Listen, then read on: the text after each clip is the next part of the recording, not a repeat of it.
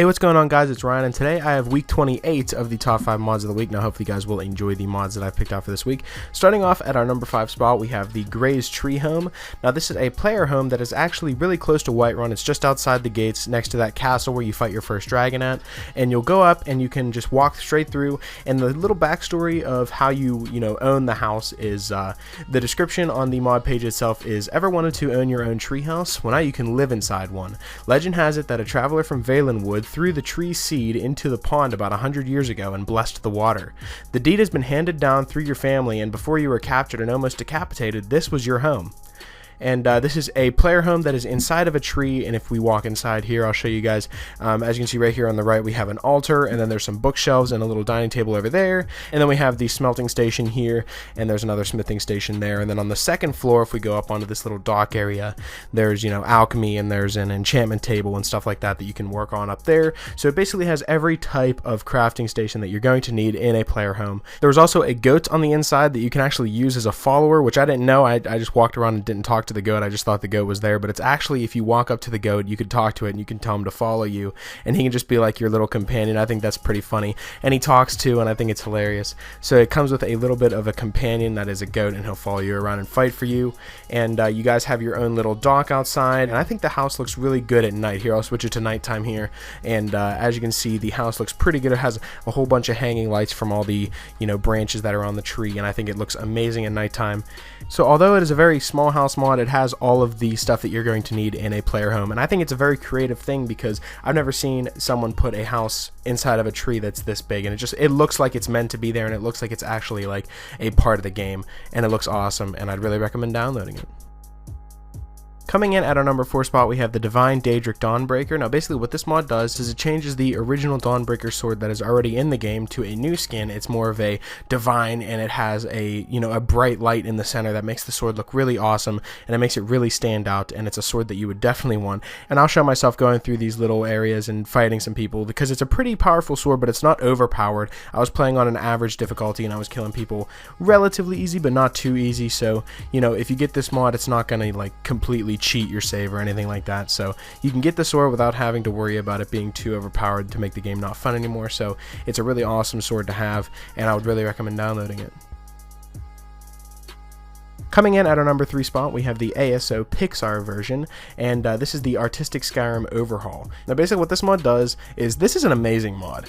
The mod aims to change the look of Skyrim and overhauls it with a version to give it a more of a plasticky look. And how Pixar normally makes their movies, their their animations and stuff like that, it reminds me a lot of that, and that's exactly why it's called the Pixar version, because it makes everything way more cartoony, and it makes everything a lot more colorful and vibrant. It's the first mod that I've seen that retextures everything in the game, but it doesn't make it look more realistic. It makes it look more cartoony instead. So it feels like you are playing in a nice little fantasy world, such as if you were in a Pixar movie. So if you are a fan of Pixar movies and the way that they are animated and the way that they look, then you can definitely download this mod and change Skyrim to look exactly that way. And playing through the game using this mod, you can definitely tell that they retextured literally everything that is in the game, and everything looks extremely like it is straight out of a Pixar movie, or it's very cartoony, and it's a very awesome mod. And I don't even know how they were able to do this. It's such an amazing thing, and I've never seen anything like it. Such a creative mod that I've never seen before, and I'd really recommend you guys giving it a try.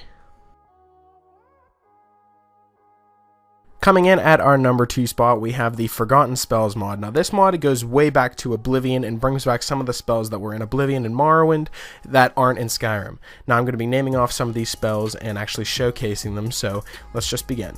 Now under the Conjuration category, I didn't really show any of them because I feel like Conjuration is pretty much the exact same. You can spawn stuff in and you can reanimate things. That's pretty much all Conjuration is.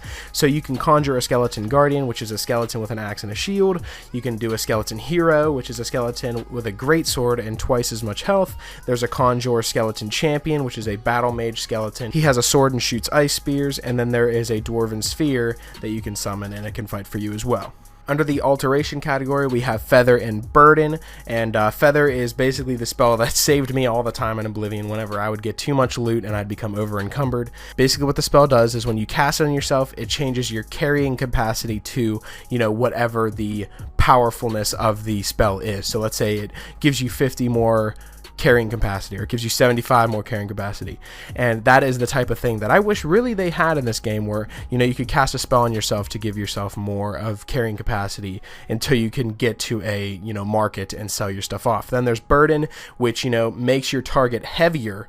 Instead, it does the exact opposite of feather, in a saying. So if I cast it on somebody, it'll make them slower because they're carrying more stuff. It basically makes it so they can't carry as much. Feather makes it so you can carry a lot, and burden makes it so you can't carry a lot more. So if you cast it on someone, it makes them slower, about 50% slower for about 15 seconds. And that is such an amazing thing as well, because if you're really low on health, and you can cast it on them and they won't be able to catch you, and you can just run away and heal yourself.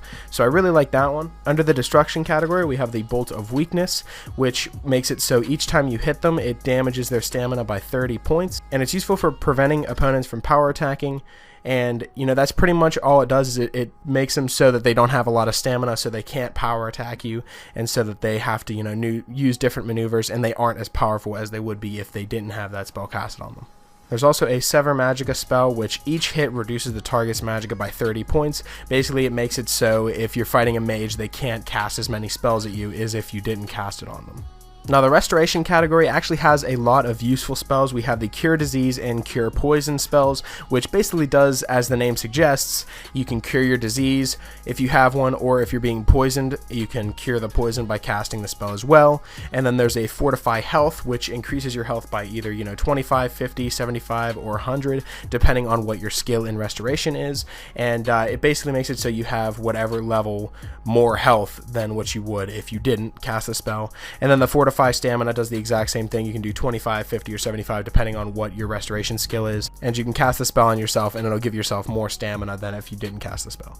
Under the illusion category, we have Eyes of Eventide, which basically is the spell version of Night Eye, and it gives you Night Eye for 30 seconds, which means, you know, you can cast it and you can see pretty much everything around you in the nighttime or in the dark, and you can see everything, and you won't have to use a torch or another starlight spell or anything like that. So that one's pretty useful, and that's pretty much all the spells for Forgotten Spells. If you guys do remember playing Oblivion, if you guys are fans of Oblivion, you will remember some of them that were in Oblivion, like Feather and Burden and stuff like that. There was a lot of them that they took from Oblivion and Morrowind and just forged them into this game, and I wish it was here from the get-go. I wish we'd be able to use these spells without having the mod. I think that would be really awesome if they, you know, Bethesda actually put them in the game, but for some reason they took them out. Who knows why?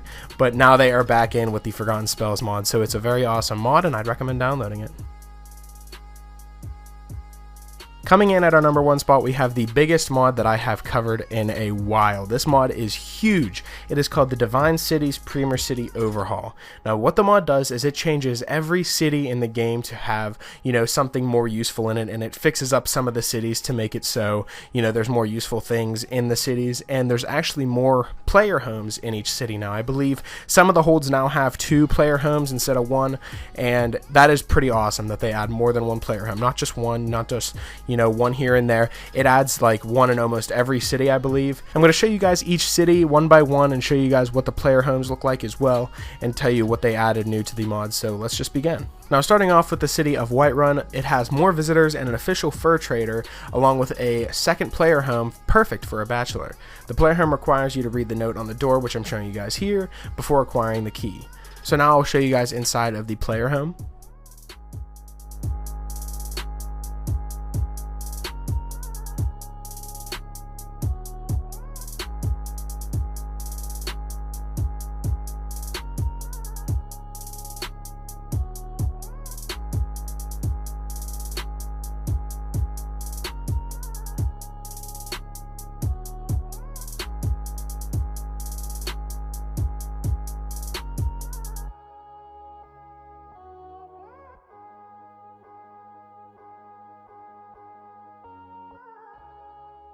They also added a better sky forge in Whiterun, which I think is really awesome, along with a roof over the, you know, smelter that is over in War Maidens, which is really cool. And that is Whiterun. Now moving on to Riverwood. Riverwood has added trees and more farm animals while retaining its lumber mill image. They added little gardens here and there and also better lighting for the evening. And that's pretty much it for Riverwood. Now moving on to Falkreath. Falkreath has more trees and a completely revamped graveyard that vampire players would definitely be interested in. Morthal has added crafting stations near the new blacksmith, and his wife is a general goods vendor.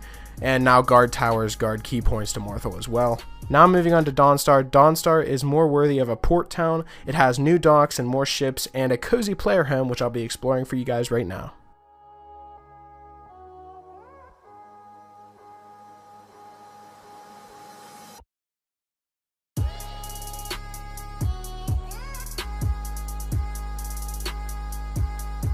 Stepping over to Riften. Riften didn't really have many changes, just a little bit of an atmospheric change, and the main reason that they didn't change that much in Riften is because Riften already has a lot of stuff in it as well. If you actually look at it, there's a lot of buildings close together, and there's so much stuff just shoved into one little place, and it's just a really, tight city, so there's not really much you can add. I mean, the city is pretty much perfect, so Riften pretty much stayed the same. Solitude, the Blue Palace, is now more regal than ever, and it features a beautifully manicured entrance and benches, and it looks like a real palace courtyard now. You will also encounter new visitors and be able to purchase a new home, which I'll show you guys that right now.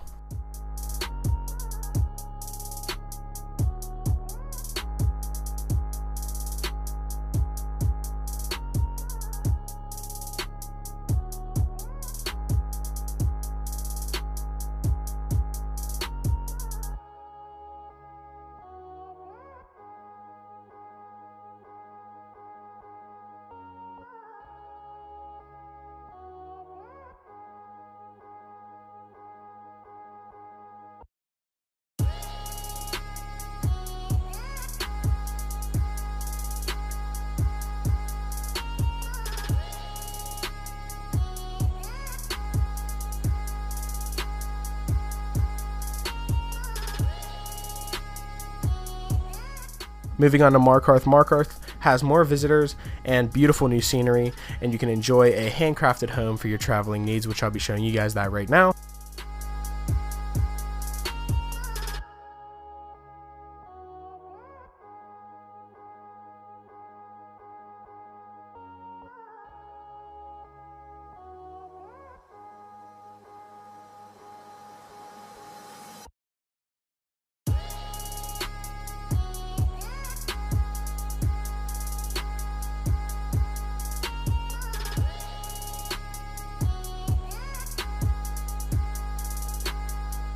Moving on to Windhelm. Windhelm was also given more visitors and added more scenery, and the Curiosity Shop has a bit more decorations that are perfect to show its curiosity side. Moving on to Winterhold. Winterhold has finally rebuilt itself, and it allows for a new player home to be bought and a full service blacksmith. So I'm going to show you guys inside the player home now.